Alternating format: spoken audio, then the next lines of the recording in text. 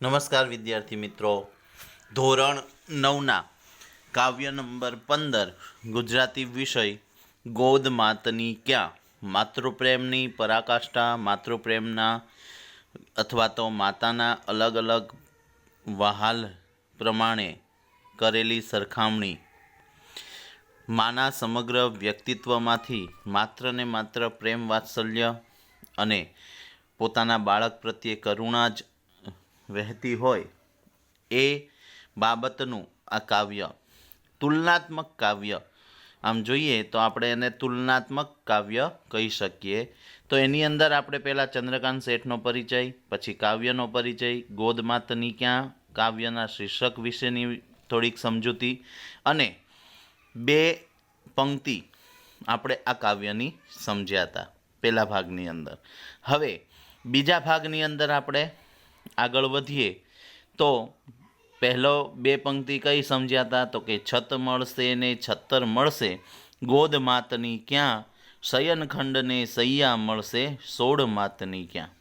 છત અને છત્તરની સરખામણી તુલના એ ગોદ સાથે કરવામાં આવી તો ગોદનું પલ્લું ભારી થયું. શયનખંડ અને શૈયા, બેડરૂમ અને બેડ પથારી, આ બંનેની તુલના એ માતાના સોળમાં એટલે કે માતાની પડખામાં સૂવાનો જે આનંદ છે એ જે બાળકને મળતો હોય છે એના વિશેની તુલના કરવામાં આવી. તો એની અંદર પણ માતાની સોળ એ શયનખંડ અને શૈયા કરતાં માતાની સોળનું પલ્લું ભારી રહે છે. આપણે પણ અનુભવ કરી શકીએ છીએ, આપણે પણ અનુભવ્યું છે અને અનુભવતા રહીએ છીએ. માતૃ પ્રેમ એ એક એવી બાબત છે કે માણસ ગમે તેટલો મોટો હોય, ઉંમરલાયક હોય, પણ એની માતાનો હાથ જ્યારે માથા ઉપર ફરે છે ને ત્યારે દિવસનો થકાન, કોઈ પણ દુનિયાના જીવનની અંદર આવેલા ટેન્શનો, ચિંતાઓ, આ બધા હળવું પડી જતું હોય છે. એવો એ માતાનો પ્રેમ વહાલ સોયો હાથ આપણા ઉપર ફરે છે ત્યારે. હવે આગળ વધીએ તો આગળની પંક્તિમાં કહે છે રસ્તા મળશે, રાહી મળશે, રાહત માની ક્યાં. રસ્તા મળી જશે, માણસને કયા જીવનની અંદર કેવા માર્ગ પર ચાલવું છે, જીવનની અંદર પોતાના જીવનને કયા માર્ગ ઉપર આગળ વધારવું છે એ પ્રમાણેનો રસ્તો મળી જશે, રાહી મળી જશે. રાહી એટલે જીવનસાથી. આ પંક્તિ પણ આપણે સમજ્યા હતા. તો રાહી મળી જશે, પણ રાહત આપણને જે શાંતિ એ માતા પાસેથી જે મળે છે એ રાહત એ માતા સિવાય બીજા કોઈ પાસેથી આપણને પ્રાપ્ત થઈ શકતી નથી. હવે આગળ વધીએ. ચાંદ સૂરજને તારા મળશે, આંખો માની ક્યાં. આપણે વૈજ્ઞાનિક કદાચ બની જઈએ, આપણે ચાંદ, સૂરજ અને તારાઓ વિશેનો ઘણોય અભ્યાસ કરીએ. આપણી દુનિયા અત્યારે ટેકનોલોજીની બાબતમાં, સાયન્સની બાબતમાં, સ્પેસ અંતરિક્ષની બાબતમાં ખૂબ આગળ વધી ગઈ છે. તો ચાંદ, સૂરજ અને તારા એ પણ આપણને ક્યારેક ધારો તો મળી જશે. કદાચ આપણે એવા પ્રયત્ન કરીશું તો એ પણ મેળવી શકીશું. પણ એ વહાલભરી, એ વાત્સલ્યભરી આંખો જે છે એ આંખો આગળ તો ચાંદ, સૂરજ અને તારા પણ ઝાંખા પડી જાય છે. કોની? તો કે આંખો માની ક્યાં. એ ક્યાં છે? માતાની આંખો. અને એ માતાની આંખોને અહીંયા કયા અર્થમાં લીધી છે તો કે માતાનું દરેક અંગ જે છે ને એ અંગમાંથી હંમેશા ને હંમેશા બાળક પ્રત્યે, પોતાના સંતાન પ્રત્યે હંમેશા એક પ્રેમનો સ્ત્રાવ જ થતો હોય છે. એ માતાની આંખ હોય, એ માતાના કાન હોય, એ માતાનું મુખ હોય કે માતાનું નાક હોય. હવે આમાંથી તમને એમ લાગે કે આ સ્ત્રાવ વહે છે એનો મતલબ, તો આ વસ્તુને આપણે થોડીક ગંભીરતાથી સમજવી પડશે. તમે જોજો, ક્યારેય પણ આજુબાજુમાં કોઈ બાળકોનો ઝઘડો થયો હોય ને એમાં પછી માતા જ્યારે વચ્ચે પડે ને ત્યારે તમે જોવું, માતાનો માત્ર ને માત્ર એક જ દૃઢ વિશ્વાસ હોય કે મારો છોકરો આવું ન કરે. તમે જૂઠું બોલો છો. કદાચ એનો છોકરો બાજુવાળાના છોકરાને મારીને આવતો રહ્યો હોય ને તો એ તો પોતાના દીકરાને તો ગુનેગાર માને જ નહીં. એનો મતલબ શું થાય કે માતા હંમેશા પોતાના બાળકનું સારું જ જોવે છે. માતા હંમેશા કોઈ વ્યક્તિ એ પોતાના બાળકની નિંદા કરતો હોય ને તો એ નિંદા પણ એ સાંભળી નથી શકતા. એટલે કાનમાંથી પ્રેમ સ્ત્રાવ વહેવો એનો અર્થ એવો થાય કે માતા હંમેશા પોતાના બાળકના વખાણ જ સાંભળવા ઈચ્છતી હોય છે. માતા ક્યારેય પોતાના બાળકની નિંદાને સાંભળી શકતી નથી. તો એવી રીતે અહીંયા આંખો જે છે એ આંખ હંમેશા વહાલ ભરેલી જ હોય છે. એની આંખો હંમેશને માટે પોતાના સંતાન માટે વહાલ ભરેલું જ નયન એ હંમેશા વહાલ જ જોતું હોય છે. ખ્યાલ આવી ગયો? એટલે આમાં જો આમ જોઈએ ને તો માતાના પ્રેમની જો બાબત હોય ને તો એની અંદર આપણે શબ્દો ગમે એટલા મૂકો ને એ ઓછા પડે, એવો અર્થ આમાં થતો હોય છે. હવે આગળ, પલ્લવને પુષ્પો તો મળશે, પાલવમાંનો ક્યાં? પલ્લવ એટલે પાંદડાઓ અને પુષ્પો. પલ્લવ અને પાંદડાઓની સરખામણી પાલવ સાથે કરી છે. માતાના પાલવ સાથે. જે પણ બાળક છે એ બાળકને કદાચ ફૂલની પથારીમાં રાખવામાં આવે ને તો પણ એને માતાના પાલવ જેવી કોમળ વસ્તુ બીજી કોઈ લાગતી નથી. માતાનો પાલવ, સાડીનો જે પાલવ છે એ પાલવથી જ હંમેશા તમે જુઓ ઘણી વખત છે ને બાળકને શેડા આવતા હોય ને તો શેડાય છે ને માં છે ને ગમે એટલી મોંઘી સાડી પહેરી હોય ને તો એ રૂમાલ શોધવાને બહુ ટાઈમ ના જોવે, એ તરત ને તરત પોતાના પાલવથી લૂછી નાખે, સાડીના પાલવથી. હવે આ વાત થઈ આપણે ખાલી શરદીની, પણ એવું નહીં, કદાચ બાળકને કંઈક વાગી ગયું હોય અને પટ્ટી મારવાની હોય ને તો એ ગમે એટલી મોંઘી સાડી હોય કે ગમે એટલી એને ગમતી સાડી હોય ને એમાંથી નહીં પાલવમાંથી છેડો ફાડી અને એના બાળકના ઘા ઉપર બાંધી આપે છે. એટલે પલ્લવ અને પુષ્પો આ બંને પાંદડાઓ અને પુષ્પોની સરખામણી, તુલના એ પાલવ સાથે કરી છે કે ભાઈ પલ્લવ ને પુષ્પોય આપણને મળી જશે, એ પણ મળશે, પણ પાલવમાંનો ક્યાં? એક વખત આ પાલવ છૂટી જાય છે પછી બીજી વખત એ વસ્તુ આપણને મળતી નથી. એટલે એક કવિ છે, હવે ગઝલકાર છે, એ ગઝલકારે ખૂબ સુંદર એક ગઝલ બાળપણ ઉપર લખી છે. કદાચ તમે લોકોએ સાંભળી પણ હશે, પણ એ ગઝલ છે ને એ ગઝલ મને ખૂબ ગમે છે. કારણ કે એની અંદર જે બાળપણના દ્રશ્યો, જે બાળપણની વાતો એ જે કરી છે ને એ વાતો, હવે તમે જ વિચારો કે તમે પહેલાં બીજા ધોરણમાં કે 5મા ધોરણ સુધીમાં તમે જે રમતો રમતા હશો એ રમતોને અત્યારે આપણે વાગોળ્યા સિવાય કંઈ ના કરી શકીએ, એના સંસ્મરણો આપણે યાદ રાખ્યા સિવાય કંઈ ના કરી શકીએ. હવે મારી ઉંમરની વાત કરું તો હું અત્યારે 33-34 વર્ષનો થયો, તો હવે મારે મારા બાળપણને તો જીવવું હોય તો એ સમયે હું જે બાળપણ જીવ્યો છું ને એને મારે માત્ર યાદ જ રાખવું પડે, એમાં કંઈ આગળ બીજું કંઈ ના કરી શકીએ. એ ફરીથી એ દિવસો નથી આવતા. એટલે માનો પાલવ એક વખત આપણે છોડી દઈએ છીએ. માના પાલવ હવે મોટા થઈ ગયા હોય ને એટલે હવે આપણને માનો પાલવ પોતાનો પાલવ આપણને ના આપે આંસુ લૂછવા. હવે આપણે આપણો હેન્કી જ નીકાળવો પડે, કદાચ એ આપણને કંઈક તકલીફ થઈ હોય ને તો. કારણ કે હવે એ સમય બદલાઈ ગયો, એ બાળપણ છે ને એ આપણું જતું રહ્યું.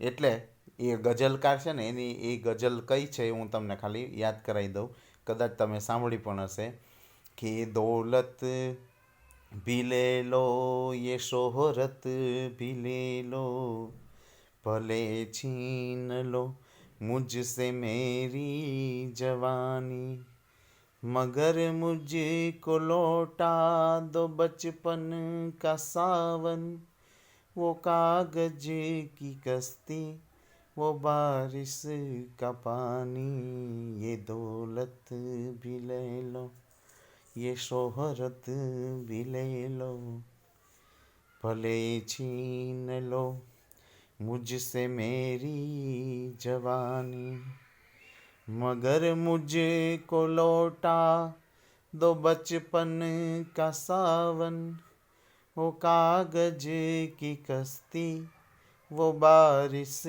का पानी, वो कागज की कश्ती, वो बारिश का પાણી. એટલે બાળપણની અંદર છે ને અહીંયા આ જે ગઝલકાર છે ને એ પોતાના બાળપણને વાગોળે છે કે ભાઈ આ દોલત શોહરત આ નામ આ બધું મારી પાસેથી લઈ લો, તમારે જોઈએ એ બધું લઈ લો, પણ મને મારું બાળપણ પાછું આપી દો. એ જ સાવન, એ જ મહિનો, એ જ ચોમાસાનો સમય કે જેની અંદર હું કાગળની હોડી બનાવી અને હું રમતો હતો, એ મારું બાળપણ પાછું જોઈએ છે કોઈ કે મને એ મારું બાળપણ પાછું આપી શકે? એટલે અને માતાનો પ્રેમ તો છે ને એ બાળક ગમે તેટલો મોટો થાય ને તો પણ માતાનો પ્રેમ તો હંમેશા એટલો ને એટલો જ રહે છે. આપણને હવે કોઈ અમુક ટાઈમે કે અમુક સમયે એવું લાગવા મળે છે કે માં આપણને હવે ઓછો પ્રેમ કરતી હોય છે, પણ એવું નથી. હંમેશા પ્રેમમાં વધારો થાય છે, કારણ કે માતા છે ને એ પ્રેમનું એવું વહેતું ઝરણું છે કે જેમાં આપણે નિરંતર સ્નાન કરતા હોઈએ છીએ. માતા એ પ્રેમનું એવું ઝરણું છે જેમાં બાળક કે જેમાં આપણે નિરંતર સ્નાન કરીએ છીએ. તો એટલે અહીંયા પલ્લવ ને પુષ્પોની તુલના પાલવ સાથે કરી છે. હવે આગળ વધીએ કે સૂર તાલને સંગીત મળશે, ટહુકો માનો ક્યાં. તમે સારામાં સારા સૂર તાલ અને સંગીત, એટલે હવે અહીંયા સંગીતની વાત આવી કે ભાઈ ગમે તેટલો વહાલ સોયું કોઈ વ્યક્તિ બહારનું કોઈ પણ ગમે તેવો વ્યક્તિ વહાલ સોયો તમને પ્રેમથી પણ એ બોલાવશે. સૂર તાલ અને સંગીત પણ તમને સારા મળી જશે. તમે એવા કેપેબલ થઈ જશો કે તમે તમારા ઘરે સારા સંગીતકારોને સારા ગાયકોને તમે પ્રોગ્રામ કરવા બોલાવી શકશો. પણ ટહુકો માનો ક્યાં? સૂર તાલ અને સંગીત, દુનિયાનું ગમે તે સંગીત હોય, કે ફ્લોક સંગીત હોય, કે પછી ક્લાસિકલ સંગીત હોય, કે પછી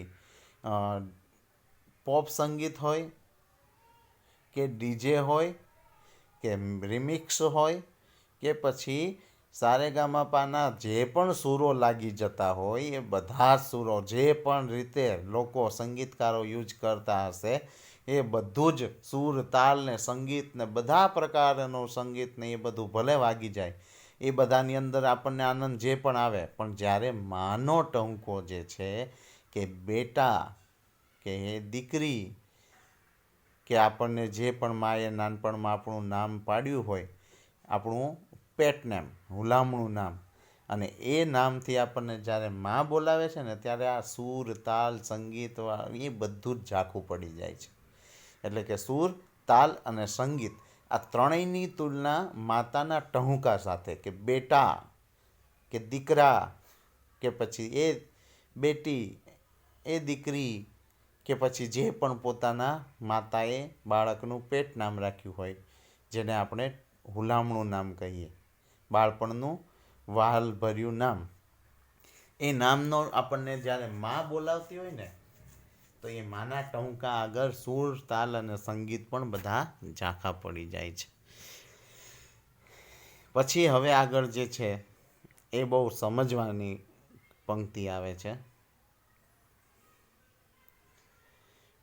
હાજર હાથ હજાર હોય, હાજર હાથ હજાર હોય.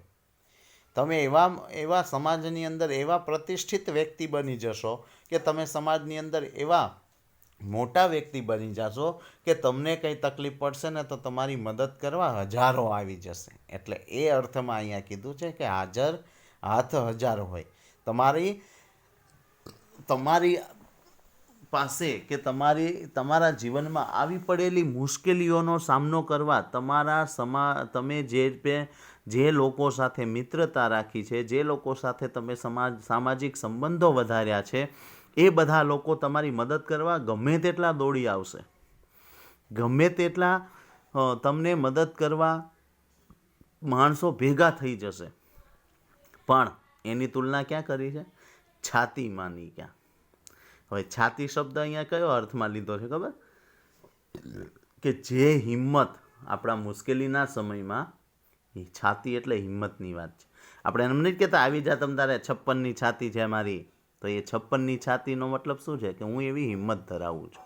તો એ અર્થમાં અહીંયા કીધું છે કે આપણને મદદ કરવા માટે હજારો હાથ હાજર હશે, પણ છાતી માની ક્યાં.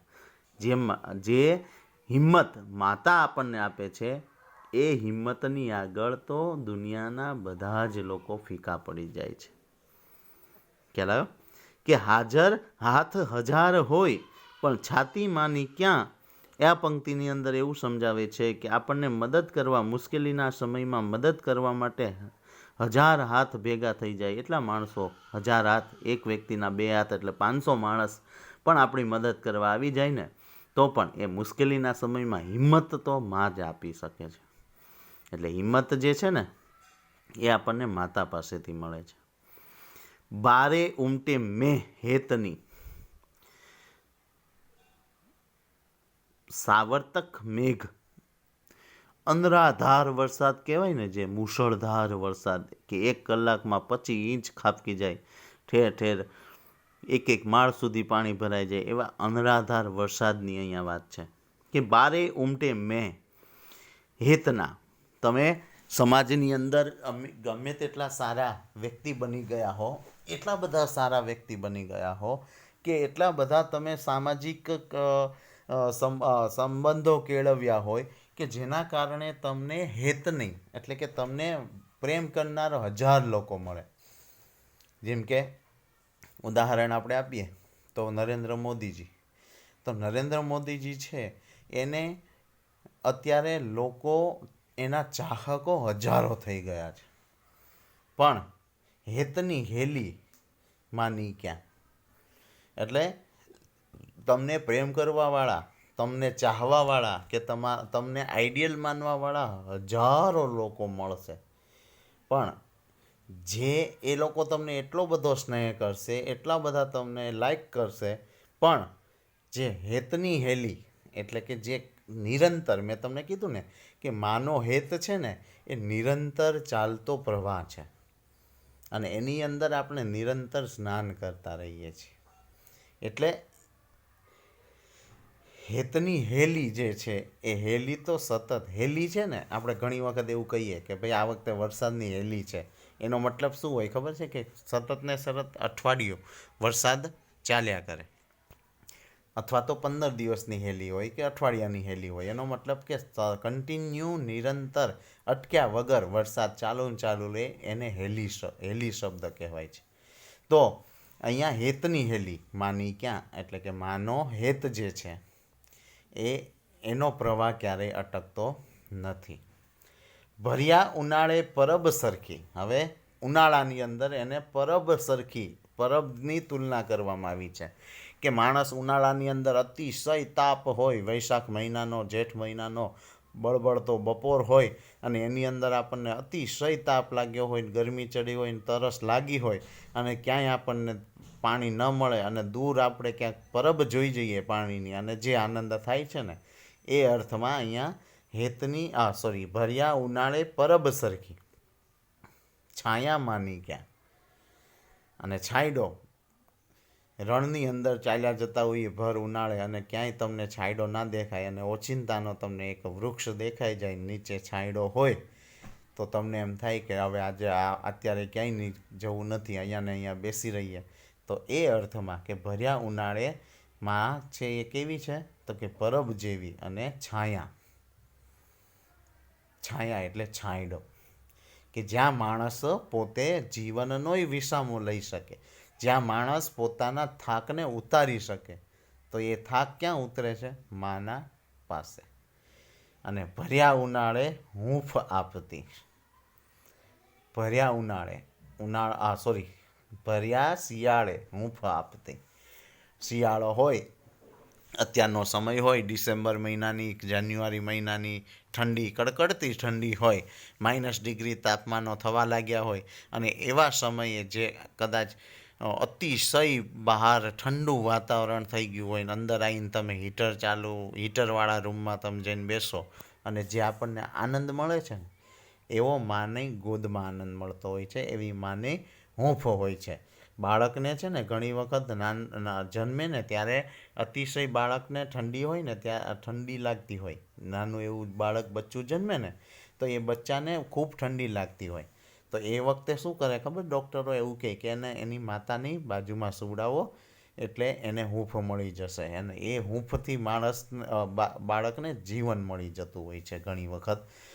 તો હૂંફ આપતી માયા માની ક્યાં, એટલે માયા એ જે લાગણી છે આપણને એ ઉનાળામાં પરબ જેવી અને છાયડા જેવી લાગે છે, અને ભર્યા શિયાળામાં ગરમ હૂંફ આપતી હોય એવી હૂંફ જે છે એ માની ક્યાં. એટલે કે અહીંયા ઉનાળાની પરબ અને છાયાને ઉનાળામાં પરબની જેવી તુલના કરવામાં આવી છે, અને શિયાળામાં હૂંફ જેવી માતાની તુલના કરવામાં આવી છે. ચંદ્રકાંત શેઠનું આ ઉત્તમ કાવ્ય પરિવાર કાવ્યોમાંથી આ કાવ્ય લેવામાં આવ્યું છે. શબ્દ સમજૂતીમાં સમાનાર્થી, વિરોધાર્થી અને સ્વાધ્યાયની અંદર MCQ, 2-3 વાક્યોમાં પ્રશ્નો, 7-8 લીટીમાં ઉત્તર આપવાના અને કાવ્ય પંક્તિ સમજાવો. આટલી વસ્તુઓ આપણે તૈયાર કરવાની છે. આશા કરું છું કે આ કાવ્ય તમને ખૂબ સમજવામાં મજા આવી હશે. ફરી નવા પાઠ સાથે મળીશું. ત્યાં સુધી ધન્યવાદ.